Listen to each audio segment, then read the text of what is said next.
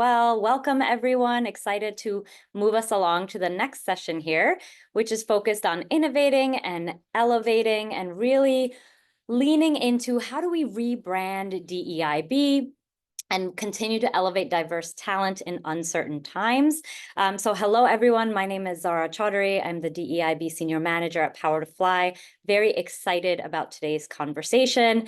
And so we're just going to go through some quick ground rules before we dive into the session. So just wanted to share our code of conduct here for you all, just so we can make sure that we're here and we're engaged and we're having a great conversation. If you haven't already, feel free to drop into the chat an introduction. And then also feel free to have your camera on. You don't have to, but it's always lovely to see people's faces. So feel free to also turn your cameras on. We will be keeping your microphones off just so we don't have any background noise, but feel free to put questions in the chat, or if there's anything that's really resonating with you in the chat, feel free to drop that in there as well as we're moving along in this session. Also, a friendly reminder that you are eligible for SHRM credits here. So this is the code to get credit for this session. I'll just pause here for a second in case folks want to screenshot this so that you have the code for later. So I'll hold this here for just 5 more seconds so that you can screenshot it if you need to. Right, and I'll move us along. So this session is being hosted by PowerToFly. Just wanted to tell you a little bit more about us here. So our mission is to fast track economic equity by upskilling and connecting underrepresented talent to roles in companies that care. We move that mission forward by helping organizations attract, hire, retain, and develop top diverse talent and providing opportunities for diverse talent to grow in their career. I encourage you to check us out more offline if you haven't heard of us before and this is your first time joining one of our sessions. So welcome to everyone. I'm going to move us along to actual introductions of our panelists. I'm very, very excited about this. So our first panelist here is Ra Goddess, who uses she, her pronouns. She is the author and founder and CEO at Move the Crowd and co-CEO and founder at Nformation.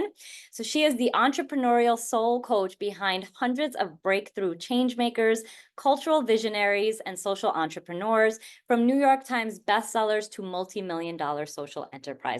As CEO of Move the Crowd, Ra is galvanizing a movement of 3 million entrepreneurs dedicated to reimagining work as a vehicle for creative expression, financial freedom, and societal transformation. Welcome, Ra. Our next panelist is Jacquees Brown Gravely, who also uses she, her pronouns. She is the senior leader of client EDI programs at Cielo Talent. She's a seasoned global diversity leader with a proven track record in talent acquisition and workplace inclusion.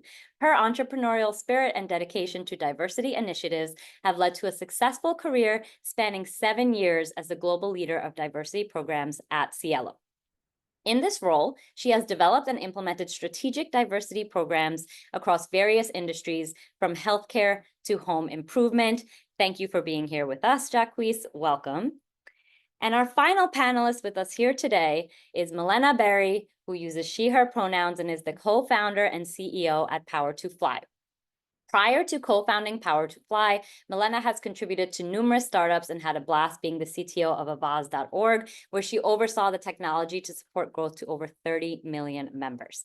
Milena is a frequent commentator on how companies can diversify their teams, especially in tech. Her work for Power2Fly has been recognized in Business Insider, and she was named Fast Company's most creative people in business in 2015. Welcome, Milena. So now that we have an idea of who our panelists are, this is going to be a wonderful discussion. We have a series of questions that we'll be diving into, but I do encourage folks to also drop things in the chat again, if there's specific questions that you want to ask, and or if something really resonates with you and you want to drop a comment in the chat, it's always nice to see folks engaging there as well. So feel free to introduce yourself and share your thoughts as we move through this session. So to my lovely panelists, my first question for us here is that the conversation around diversity, equity, inclusion, and belonging has never been more intense, especially in the wake of the Supreme Court's landmark affirmative action ruling and the ensuing conservative backlash. Some companies, like Lowe's and Best Buy, are pulling back on their DEIB initiatives.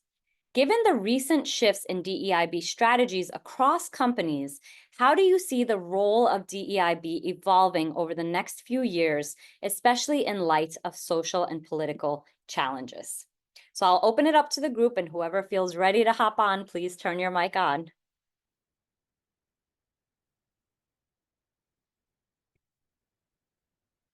Okay, fine.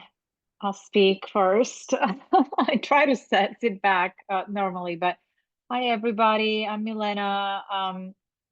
It has been we're celebrating our 10th year of impact this year at PowerToFly. So gotta say it feels amazing to have so much to celebrate that we've done in the last 10 years. And it's also been fascinating to watch our space evolve over a 10-year period. And we've seen highs and we've seen lows. We've seen focus on women, we've seen focus on Black Lives Matter, we've seen divestment in DEI, we've seen it all, it feels like. And I know our journey will still continue.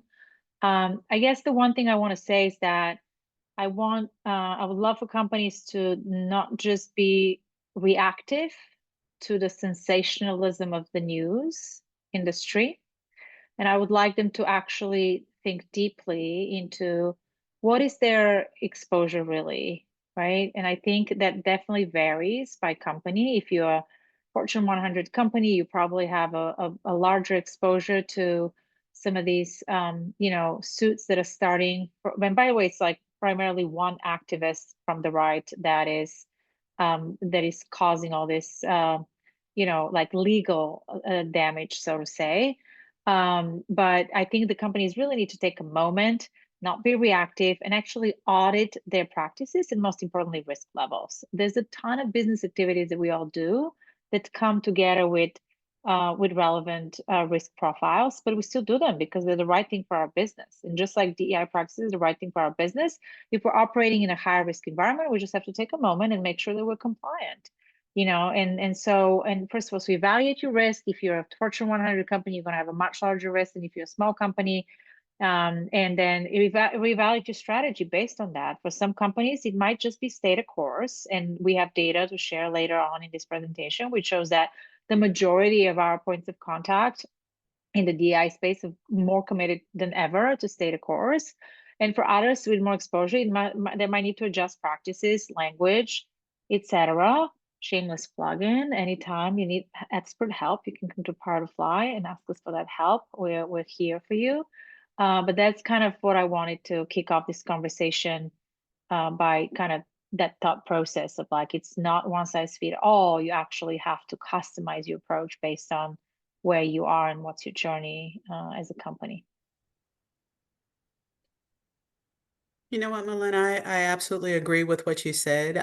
What I'm seeing with a lot of the clients that we interact with is that most folks are staying the course, right? And so there is a lot of noise out there around DEIB, around diversity, and how people are moving forward. But what we're seeing, if it's ingrained in your business and your culture, then it's there, right? It's still there. It's not going away. I actually believe, and what we have been seeing with a lot of our clients is that the conversation has matured. And it is more so not a, can you help us define diversity, or can you help us justify a budget for it, or why? Those are no longer the conversations. It's more so it's expected within the overall business strategy. And so I do understand that there are a few that media has significantly communicated that there's all of these changes happening, but the data clearly shows that that's just not the case. Companies are still being steady and moving forward. I do believe that as the political climate begins to settle, no matter which way the election goes, I think that will absolutely reveal where some organizations are within their commitments, right? If it was genuine and a part of the fabric of who they are, or if it was performative. So I think a lot of those things will continue to reveal itself as time goes by. But what we are seeing is that people are pretty much staying the course and have already understood that it is a part of their business strategy and it's needed.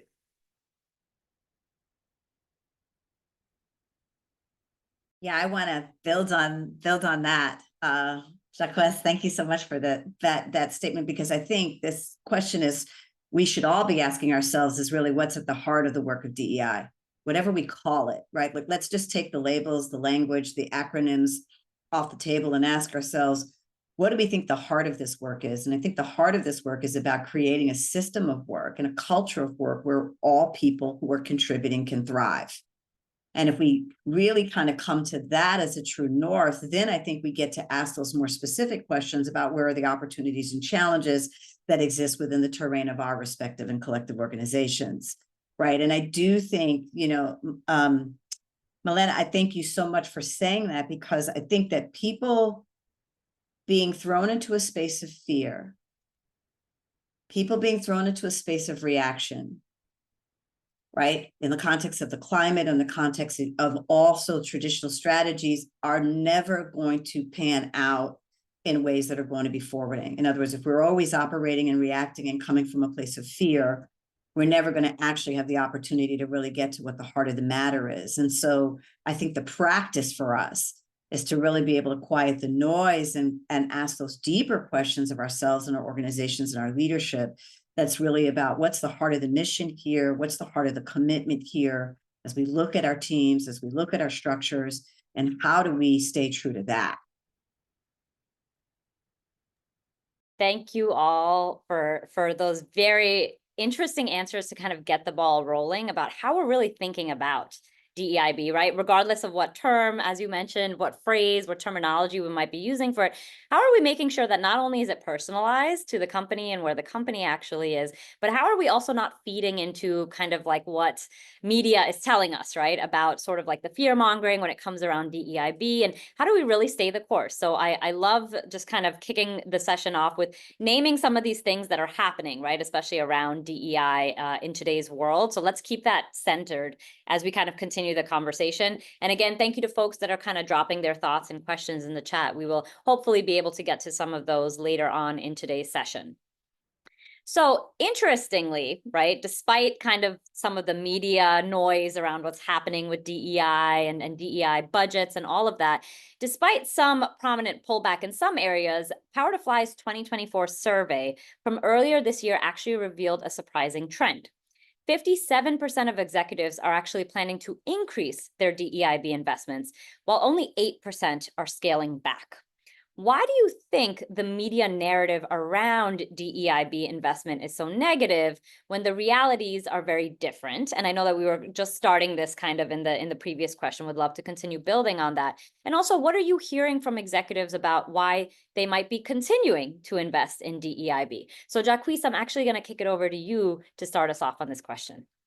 Yeah, you know what? It's really interesting how much I can't remember the exact data that it was that talked about how fear and crisis gets people to realize and read content more so than, unfortunately, sometimes the positive data, right? And there is when there's so much change happening in our world at one time, there is a lot of unknowns. And I think when people have that sense of not sure of what's going to take place, people start to fall into that fear category, right? And sometimes it's easier to embrace that. The way that we have a large campaign going on around Quiet the Chaos, right? The way that you deal with that is to truly hone in on what are the facts.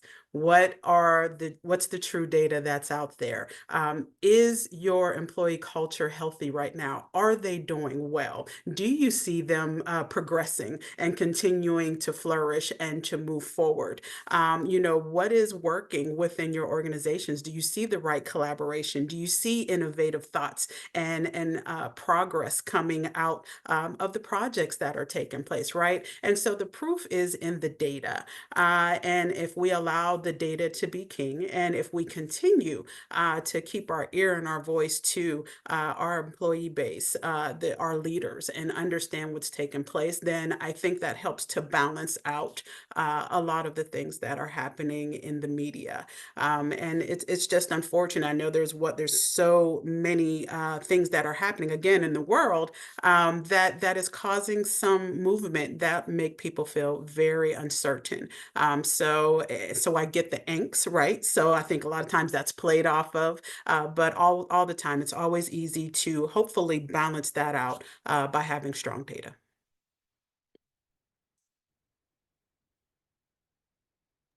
Well, I want to go next.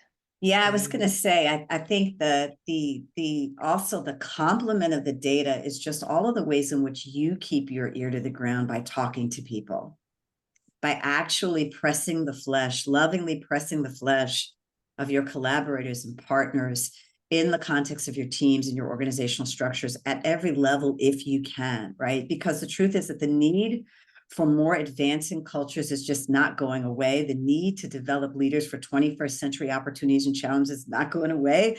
The need for more humane work environments is not going away, you know, regardless of what the media says. And I think the practice for us is, you know, in pressing the flesh, you get those nuanced distinctions, right? The things that maybe don't make their way onto the surveys and don't make their way onto the data. And that you have the complement of the two, then you're able to really develop approaches that can be more nuanced and even more impactful in the context of the work environments that you're operating inside of. And so I think our big takeaway is going to be, you know, how do you transform the fear? How do you transform the concern? Right? Because as you know, Jacques said, the media's got a job to do, and that is to sell, you know, eyeballs and ears to their outlets. But I think when we start to look at what's really necessary and pertinent for the organizations that we're contributing inside of, as much as we can get to the ear to the ground, as much as we can utilize the data as ways to sort of counteract what we're hearing or support what we're hearing,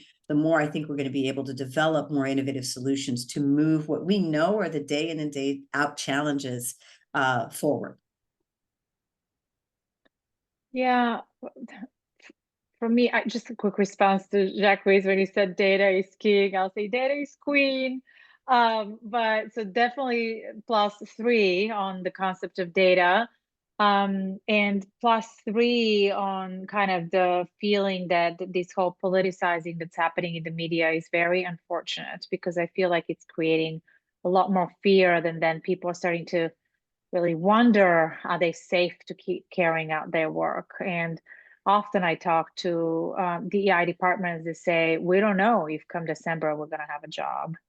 And we kind of feel that on a day-to-day basis with our partners. And so it is an interesting point. It's a very unstable point. I think we've all been dealing with a lot of change, starting with COVID in 2020. And then just so much happening over the last few years, from social justice movements that were so overdue to, you know, then we had the Great Resignation as a movement. Then we had like the layoffs that happened in the last 2 years, and economic instability and tech. So it's just been a lot of change. And of course, uncertainty breeds fear, and then media is gonna, you know, capitalize on it. I will say that it's very unfortunate, the affirmative action decision by the Supreme Court. It's very unfortunate that we have a politicized Supreme Court in this country that's doing the great work that, you know, so many generations before us have started. And, you know, I think we can still remain optimistic that the future will be better than today. Even when we take a step back, we'll take 2 steps forward one day as well. But I do think that it was never, you know, legal to hire somebody based on just their skin color. And I think there's kind of a big misnomer about this, right? Like the work that we're all doing in the DEI space is to make sure that everybody, that we have enough representation at all funnels, that, like to undo the inequities that actually lead to imbalanced hiring slates or imbalanced slates for admission in higher education. And just side note, there's no decision by the Supreme Court that has to actually with employment practices. This was all about the higher education space, and then it kind of got translated into the fear in employment practices. So I just want to kind of anchor us to say, like, this is actually, you know, like it's all about having the choice and being represented at this last stage of the process. And when you actually, the hiring manager is reviewing qualified and interested folks. And at that point, of course, they're going to hire the best person for the job when it has to do with an employment decision. I will say one more thing, that yes, I agree that in all of our data, it shows that when you talk to executives, they're all talking the talk still, right? They're all saying we're as committed as ever. Our commitment is not dwindling, or the majority of them are. They are talking about how they're going to change their language, how they're going to adjust some things in order to rebrand the DI efforts. And I know we'll go into more of that in the rest of this talk. But the one point I want to make is that this is not just about the right thing to do.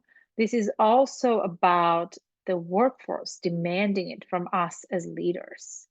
We have 80% of the workforce, 80%, this is 4 out of 5, 8 out of 10, right? People want to work in a workplace that actually prioritizes belonging in their work environment. Whatever it is the past we came from, this next generation that's in the workplace today demands it from us as leaders. No matter what we do from the top down, it's the bottom up that's going to ask it from us. And then what do you want to do? Do you want to have the best talent working for your company? Because that's how you make innovation. That's how you set yourself apart as a company. That's how you achieve business results, is through the best talent, right? We all know that. It's all about the talent that you can attract. And so if you want that, then you have to adjust your practices to meet their needs. Yeah, I'm already like loving this conversation. I'm loving also how we're centering data, right? And so you've heard all of our panelists kind of mention how important it is for us to not only rely on the quantitative data, right? But we heard like kind of pressing the skin, right? Actually getting into more of the qualitative data as well, because quantitative can only tell us so much. And also you'd be surprised based on what media has shaped for us to believe about data versus when you actually start talking to folks at your company. And so I think it is very important to kind of understand data, dive into the data, and also be aware of where your company is when it comes to data, and not just listening to kind of the larger noise that's happening around data in general. And so I'm loving kind of like the little tidbits that are coming through from each of our panelists. We're also going to actually be diving in specifically around that hiring piece that Milena was just speaking about, that talent acquisition piece. We have a question specifically around that as well coming in a little bit. So we are going to dive into the hiring side of things as well. But we already kind of started talking about it a little bit in this previous question, and I'd love to ask my panelists to dive in a little bit more, because we know that the conversation around DEIB continues to shift. And so what are some emerging trends or challenges that you've noticed, and how can and should companies really adapt to stay ahead? And so for this question, I'm actually going to kick it to Ra first. Yeah, thank you so much for that, Zara. I think that there are 3 things that we're going to need to be paying attention to. And I come back to this sort of way in which we frame the context for engagement in our respective organizations. And I'm going to talk a lot, you're going to hear me say a lot about cultures of advancing. And this also comes from the data, right? Where we're seeing statistics that are saying 80% of people are looking to leave their jobs in the next year, right? And I'm seeing numbers even as high as 85%. And I think, you know, to Milena's point, I think that this has a lot to do with what Gen Z is pushing the envelope on in terms of their expectations of what companies are doing in the context and in the realm of belonging. But the 3 things I want to sort of put forth for you all to think about is, the first is that we need a mindset shift. Like, there's a way in which we've held that people and profit cannot coexist, or that people and mission and profit are at odds. And I think we're going to need to start to challenge ourselves around that, and recognize that the truth of the matter is that if people, profit and mission don't learn how to work together, we're not going to make it, right? Like, they're imperative that they come together, and to continue to create tension, or continue to operate inside of a tension that says that, I think is really going to be important to challenge. And this is, I'm speaking really about the zero-sum philosophy, right? Which also is permeating DEI and the conversations about DEI. Like, oh, if it shifts in another direction, does it now mean that these folks are not going to be taken care of? Oh, if it leans into gender, does it now mean race is less important? I mean, these are all of the kinds of things we hear, and they're rooted in a scarcity-based mentality, which we know has driven so much of the way in which our organizations have operated in the hierarchical system. So we got to start to lovingly push against that. And part of our ability to be able to push against that is to really say that the three can coexist. As a matter of fact, it's necessary that the three harmoniously coexist in order to really see thriving in the next generation, the next era of our businesses and our missions. The second thing is to look at what does it mean to be a growth-oriented company? What does it mean when we take a growth-oriented approach to how we're engaging, which means that we're willing to invest in people. We're willing to recognize that if our people get better, personally and professionally, our companies get better, our mission gets better, we've got more capacity to get the job done. And our opportunity to start to really become advocates for growth orientation. Growth orientation doesn't always mean a promotion, and sometimes it does. But all of the data that I'm seeing is that people, if you ask people why they're leaving, growth, lack of growth. The work is uninspiring, and I don't see a pathway for growth. A growth personally, growth professionally, growth in my leadership development and my skills, growth in terms of opportunities and ways to contribute. So we want to be paying attention to this across the board. What are ways in which we can be better utilizing and leveraging the full talents and gifts and perspectives of our folks? And this also ties into the diversity option as well, because for many people, retention, the biggest retention challenge, lack of advancement, lack of opportunity, lack of growth. That's what we've heard, at least across the board, consistently. The third thing that we want to be paying attention to is how we're carving out spaces for greater contribution, greater co-creation, recognizing that leadership comes from every corner and every aspect of our work. And if we start to invite our people to be more co-creative collaborators and contributors, that they actually could be bringing the solutions to the problems, so that we as the leaders don't have to think about how we solve all 150 of the issues, right? That we actually can share some of the wealth of the challenges and actually begin to empower more of our people to be problem solvers in the challenges that we face. And that these are also aspects of growth. Like, wow, how much did I get to contribute to initiatives, opportunities, right? Initiatives, strategies that actually move the needle on the mission. And that those are the kinds of ways that then people build greater investment and build deeper engagement in the organizations and the structures that they participate in.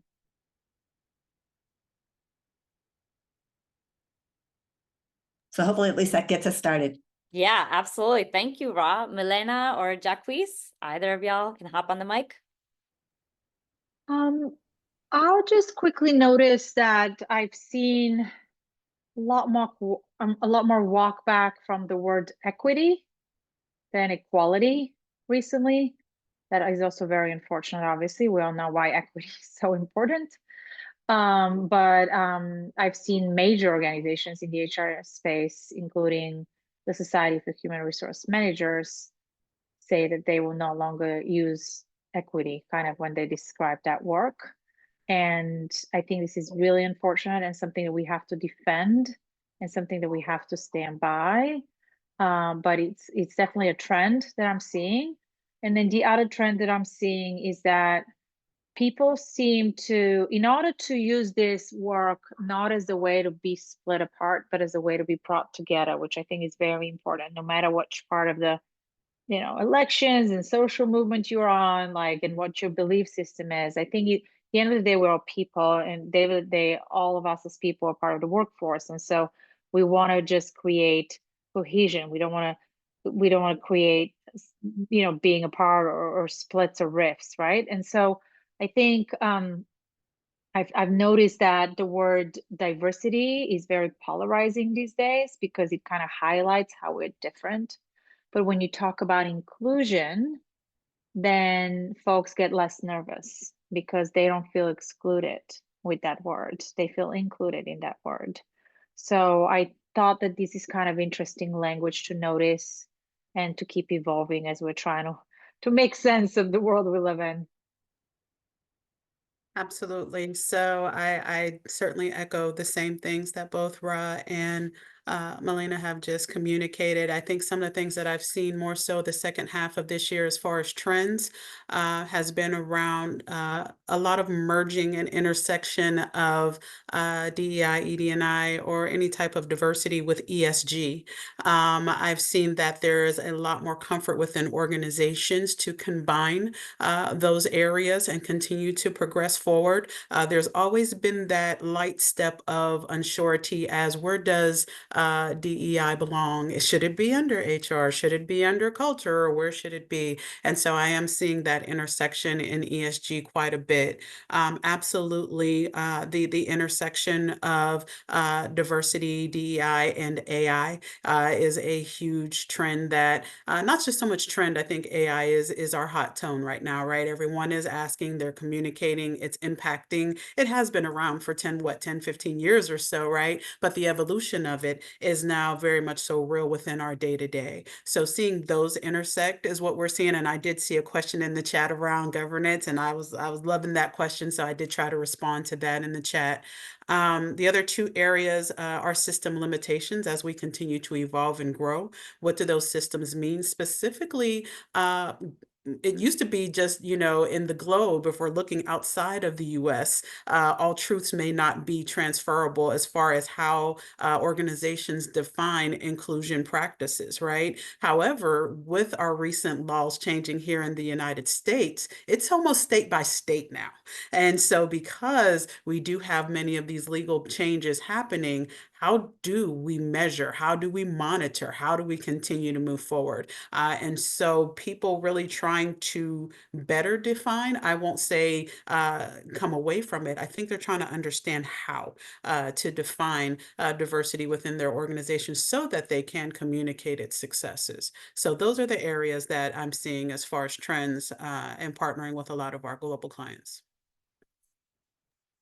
Oh my gosh, so many good tidbits from each of those responses. And I just wanted to kind of elevate certain parts of what folks said. So first, growth is not the same for everyone, right? When we're thinking about what growth actually looks like for employees, not just assuming it means to move to the next position. We sometimes find that some employees are very happy in their role, but they still want to grow within their current role, right? So really evaluating when we're thinking about growth in our company, are we actually just using the same solution for everyone, or are we actually personalizing what growth means? How are we leveraging DEIB to bring people together versus dividing them? I think that's so important for us to continue to think about. It's very easy for us to, again, lean into some of the fear around DEIB, and it's become such a buzzword, right? But how are we actually using it? Because it's beautiful if we can actually leverage it properly. How are we using it to bring folks together and to continue to have these types of conversations? And then I think that point that was made around ESG, and how are we actually pulling that into the DEI conversation, right? Because again, that is yet another way for us to kind of tie it to overall company goals. And we're seeing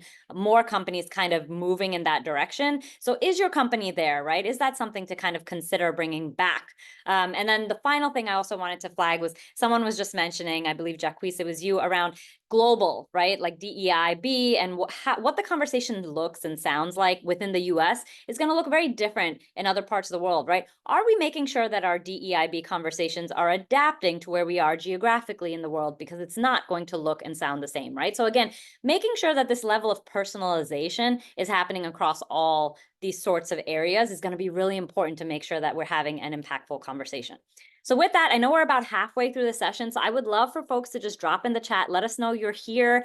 Drop your favorite emoji in the chat. Let us know you're here, you're engaged, you're listening. We have 3 powerhouse panelists kind of sharing these really great tips and wisdom. So please let us know you're here. Drop your favorite emoji in the chat. And my next question is going to go to Milena. So Milena, I would love to hear, what lessons have you learned from PowerToFly's journey in DEIB over the past decade? And how have those insights really shaped your approach to diversity in hiring and upskilling? I can talk for hours on this. So I'm just trying to contain myself to a couple of short talking points. Because certainly it's been 10 years of learning, 10 years of impact, and we're just so proud of everything we've managed to impact, and with all of the work with all of our great partners. So very grateful to have been on this journey in the last 10 years. So a couple of things. I think consistency is key. It's probably going to be my first learning. I think it's so important for companies to not start and stop their efforts. I think it's so important for companies to stay the course, because guess what? Folks will notice if you flip-flop, and you will lose trust as a brand. You will lose trust as an employer.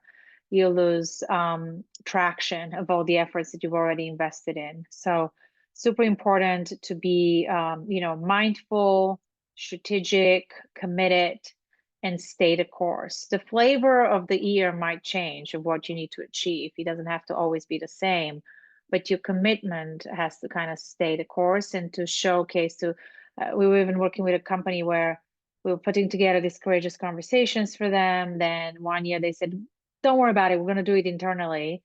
And guess what? They didn't, because they got overwhelmed. And then their employees started complaining and said, like, no, we really want this. This is like, the key part to our sense of belonging here and how we connect with each other and how we learn on a quarterly level. So that's just like one small example, but that my comment extends to all efforts, not just on upskilling, but also on employer branding and on hiring as well. And of course, you understand that companies are going to have different needs different years. So if you're going through layoffs, you're going to be working more on your long-term employer brand. You're going to be working more on retaining the folks you already have. And then in times of growth, you're going to be focused more on talent acquisition and the levers you have within that function. But definitely consistency is key.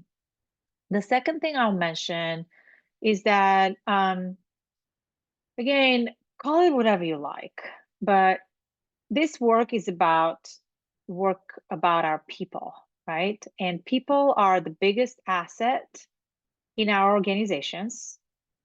Again, they make or break our business objectives, and they're also our biggest liability. They're the biggest expense on our, P&L, on our profit and loss statements. For those of you who own your P&L, you know what I'm talking about. It's your 90% of your expense is usually people. So again, if we want to get the best out of our people, not only because it's the right thing to do, but based to kind of what Ra was talking about, that profit and mission actually coexist, and that's the only way to get to profit is to imbue the mission in it and to do the right thing in order to achieve better business results, right? We need to continue to invest in our people.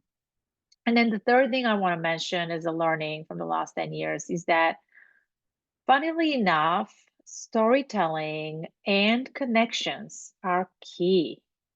And we have tried to deliver the impact with PowerToFly in so many shapes and forms and business models and delivery methods and all that stuff. But what has worked best, what has been really exceptional about PowerToFly is our events, which allow for really true connections of education and inspiration to happen between the workforce and the companies, right?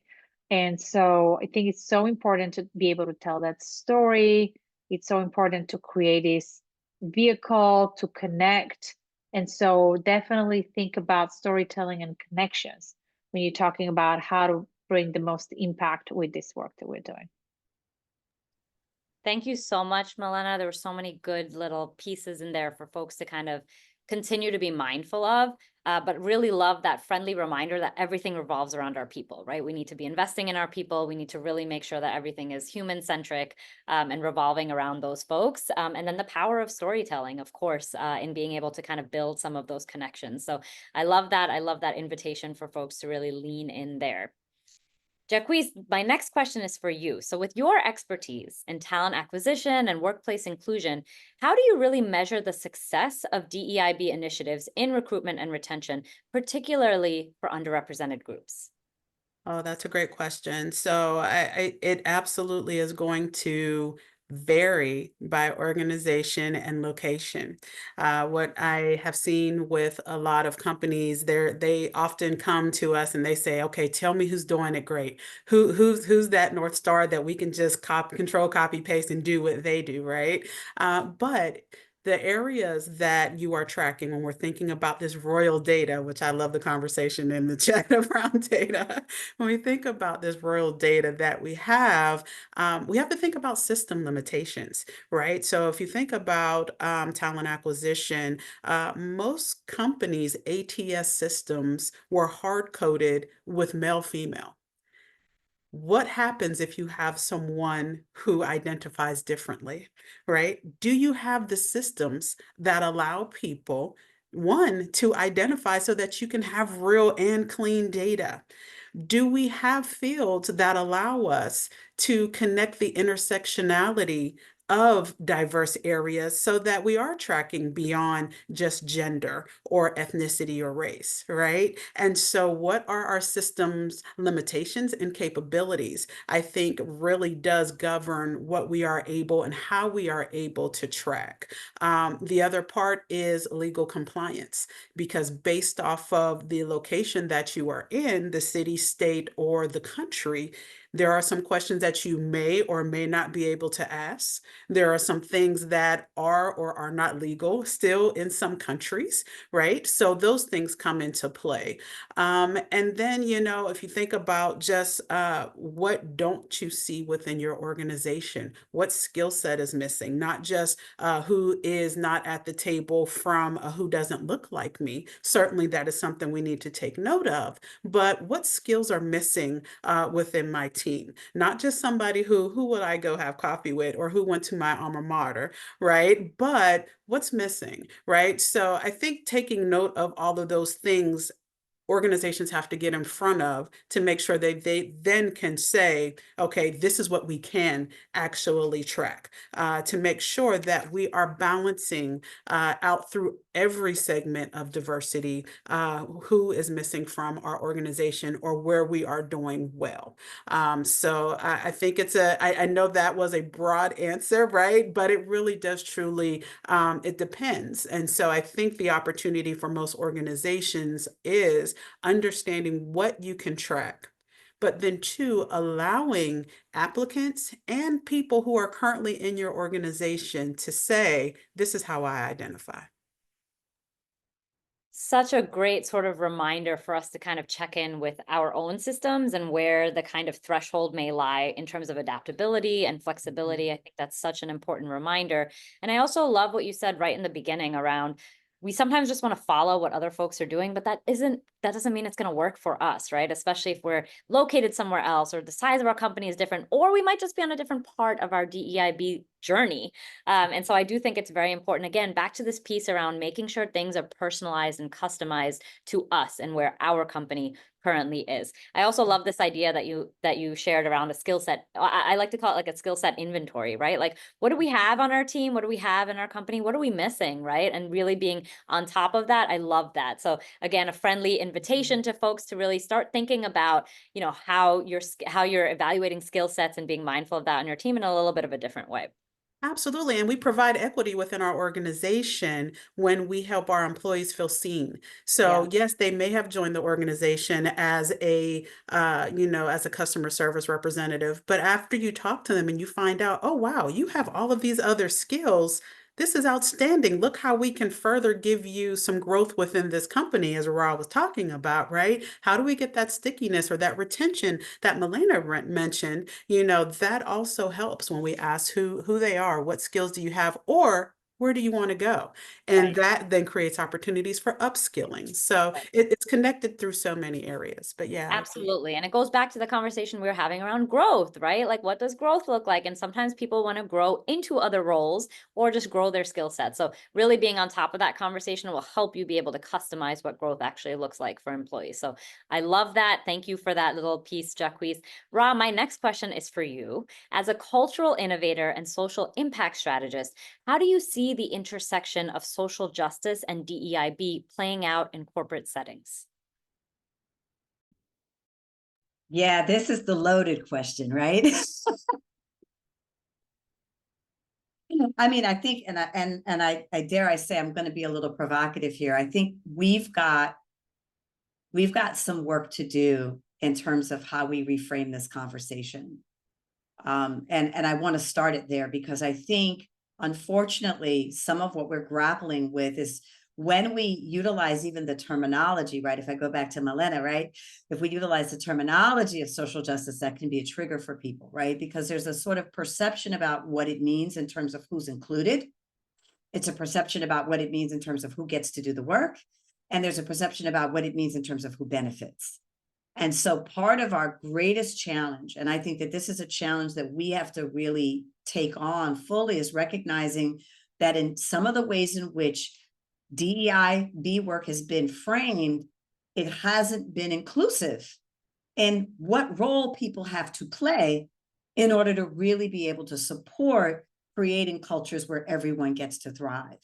And I say this because I've sat in conversations and worked with particularly white male leaders who say, I don't see that I have a role to play in this. I don't see where I have an opportunity. I feel the chastisement of it, but I don't see the opportunity to participate. I don't see an opportunity to be a part of the solution. I hear a lot about how I'm part of the problem, but I don't see an opportunity to be a part of the solution. And I think we all have work to do to ensure that in whatever way we're evolving this conversation in our respective organizations, that we are absolutely creating spaces where people can understand what the invitation is in order to be able to drive the kind of change and growth and evolution that actually we all do want to see. So I spent a lot of time talking, right, with white men about their role and about the opportunity that they have to play. And so I think we've got to think about the framing of that. I think we've got to come away from the zero-sum language. And I think we, in the context of DEIB, have also been guilty of operating inside of a scarcity model, win for one, loss for another.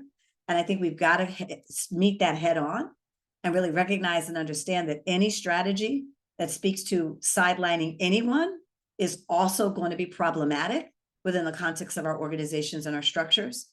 And I think when we start to look at this idea of what does it mean to move mission, what does it mean to move people, ways in which we can articulate the agenda, articulate the vision that feels more holistic, right? And I know Milena gave many buzzwords that could be utilized in terms of how people are thinking about moving into or moving away from the articulation of diversity. But I think there's a bigger conversation here to me that also connects with what Jacques said, which is, what are we measuring? How are we defining success? Beyond governance, we recognize that there are governance and regulatory issues that we are absolutely going to have to be mindful. But there are also conversations about the evolution and growth of our mission and the evolution and growth of our company and the goals that we're trying to achieve in the larger scheme of things. And so from that perspective, how are we measuring success and what do we understand about success, right? And so there are going to be places where we're going to need to be looking at how do we invite more than just the single bottom line in terms of what it is that we measure. What are the other bottom lines that we're going to start to bring to the table? And so I think for this conversation of social justice, we are going to need to look at what does it mean to reframe that in a more inclusive, dare I say, right? It's interesting, asking diversity, equity, and inclusion to be more inclusive. Here we go, right? I think we're going to need to be more inclusive in the way that we're framing and thinking about this conversation. And I think we're going to need to be really considering what are the specific roles that people can play, no matter what background, what orientation, what perspective they come from. How can they be contributors? How can they be part of the solution in terms of where it is that we want to go, right? And I think it's the quality of work. I think it's the quality of how we work. I think it's the quality of people's experiences, the way that we're engaging more aspects of who they are, which we spoke to, I think is going to be critical, right? Because if I'm not asking you the right questions, there's a whole lot about you I'm not knowing in a conversation that doesn't enable me to capitalize on all of the talent and all of the perspective, not only diversity of skill, but diversity of perspective. Because when we start to talk about the leadership and the way that we think about strategy, perspective is also going to be a crucial aspect of the way in which we think about how we win, how we go forward, how we succeed.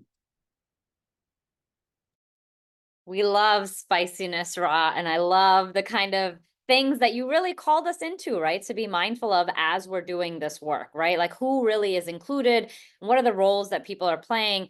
And I love this invitation that you had as well to be mindful of not just discounting folks because of their identity or their background, right? But really thinking about how do we leverage folks, right? And having people reframe their own sort of mindset when it comes to this around how can I connect with other folks? People drop some really great comments in the chat around how we can really influence other folks, especially if they're from similar backgrounds to us, right? But also around this piece that you've mentioned before, Ra, as well as around the scarcity mindset and how do we shift the DEI conversation away from the scarcity mindset, which I think is really important because that's a completely different framing.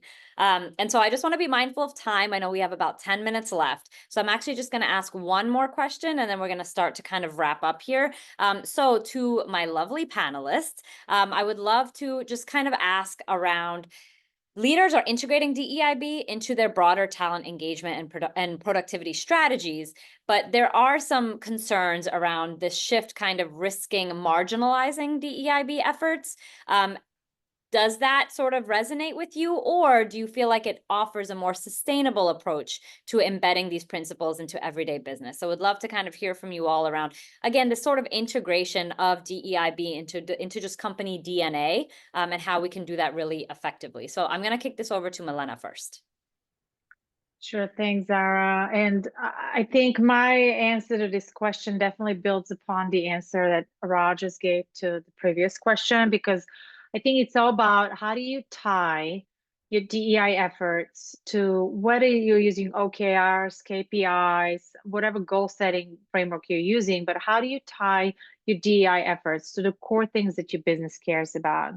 Again, we've read a lot in the news that might be also a little bit provocative of what I'm going to say next, but like for some companies who did not have a very effective centralized DEI practice that was, never given budget, never given power, never given, like never managed to work within that framework of, am I actually affecting the core objectives of the business with my work?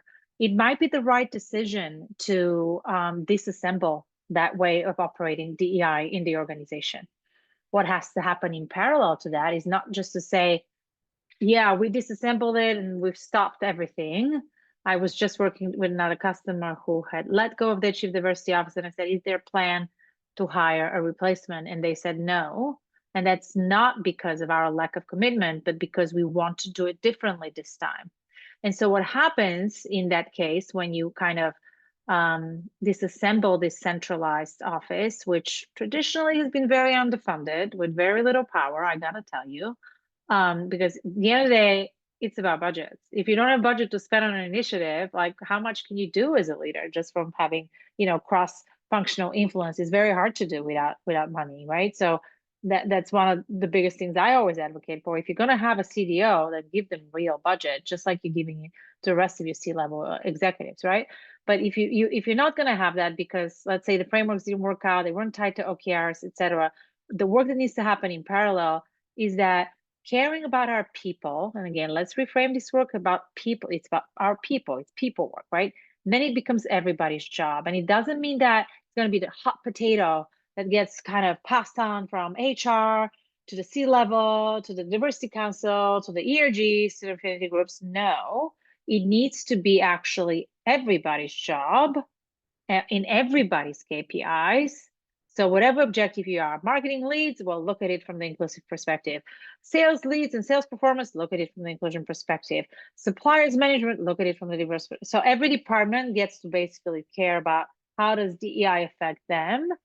And I will say one thing, that framework is going to require a major investment in upskilling of everybody in those topics because people don't know what they're doing in general. That's why they had hired decentralized experts to lead their efforts, because the regular sales leader, the regular technology leader, the regular chief operating officer, they have no idea how to talk about to their workforce the next day, after yet another Black man in America gets murdered, right?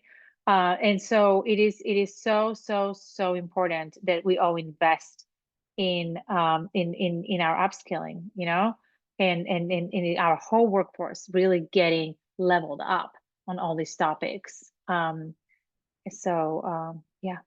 have a lot of passion and ideas about that from. Yeah, we can hear that. Thank you for kicking us off, Milena. Jacquees and Ra?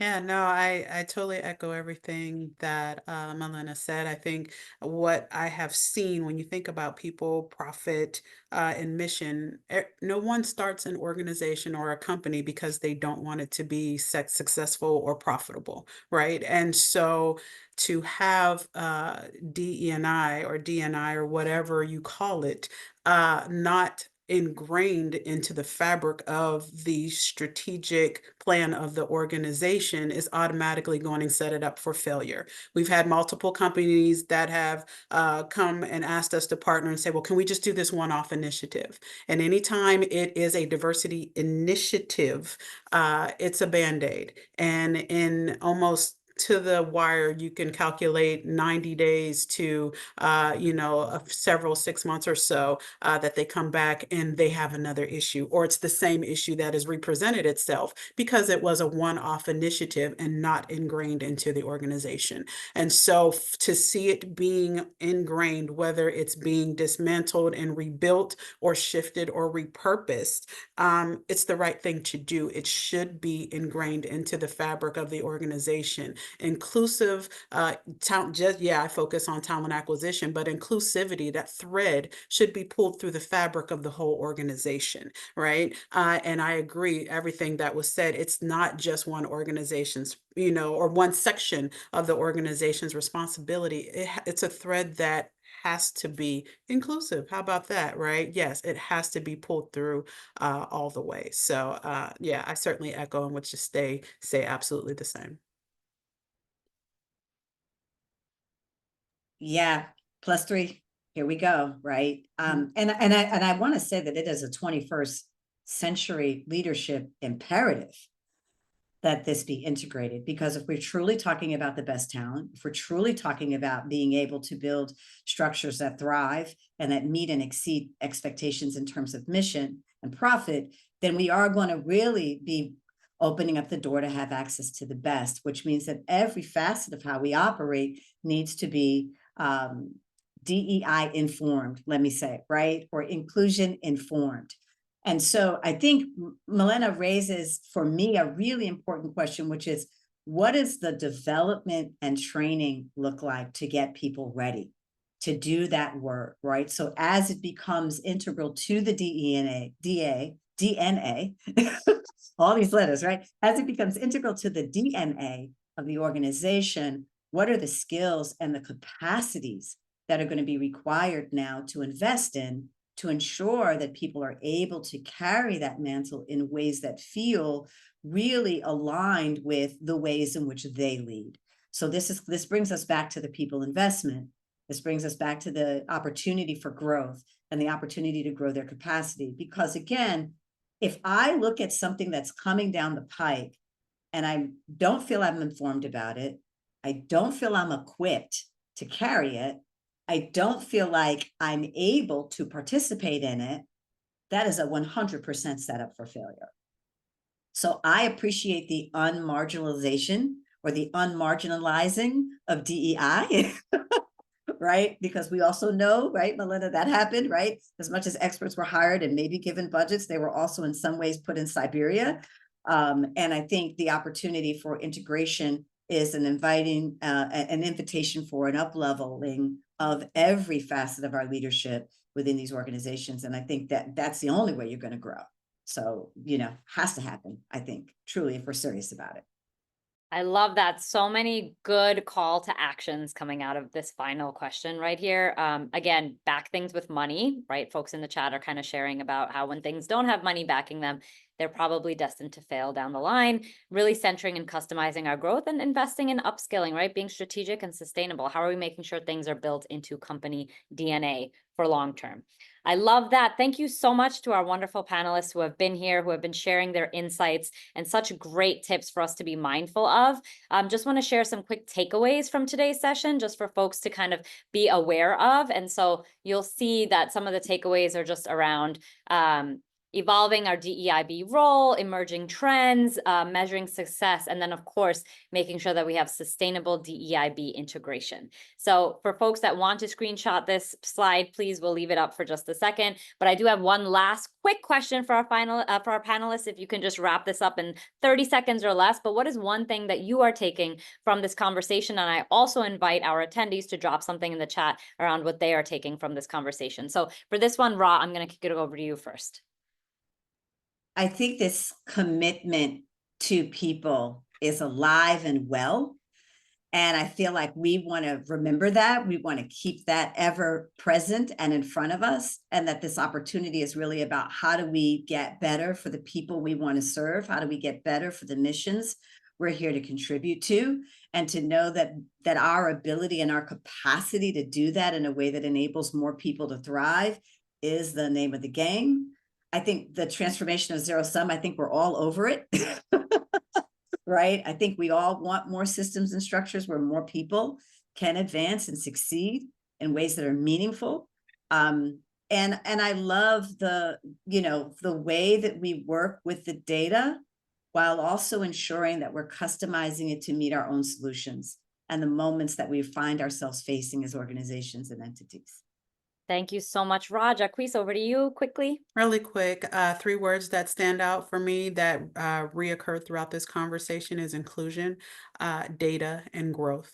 And they are all primarily the focus, it seems like, for all of us and throughout all of the areas. So D&I is not going anywhere, it's evolving. Love that. Thank you, Jacquees. Milena? I'll keep it to one sentence. Upskill everybody so that they can be a part of driving DEI at every business function. Love that. I love that. Thank you so much to our amazing panelists. Again, thank you to our attendees for being here, for being part of this amazing session. Continue to kind of follow PowerToFly. We have another session coming up right behind this one. So before we kind of before we wrap up this session, just want to also remind folks to connect with PowerToFly as well as our amazing partners. We have QR codes on the screen that you can scan. And now I'm actually going to pass it over to the next moderator for the following session, Quinn. And thank you again to everyone who was here with us.